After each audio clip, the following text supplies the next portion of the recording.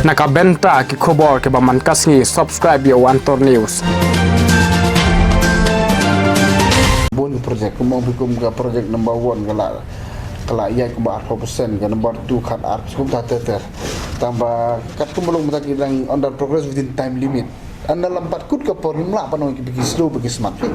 Yes, if the time of completion is lapsed, then only then you can take call with that. Hadu mata is still within time limit. Kat no maka ni total cost ng ka project. Baru ka po siya jaklo approximately but ka the whole project. Tadu mata layo aspak na so ng government of India, samsan pun ng state government juga. In the entire state? Yeah, entire state. Yeah.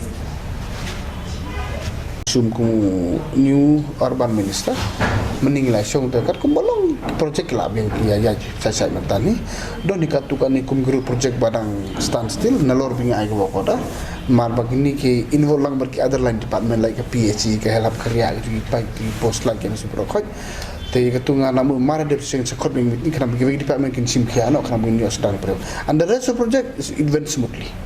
Kani ka smart city project kala dari kamu kumbak 0%. Don lara kajong peso ay nak mungkin don bala kumang bidon kat family project don bala tereka ma 4% don bakal 5% don bala 4% don bala ayuro different project different progress. Kita ki main jong ni Ko yung lay mukra bagi yo polo.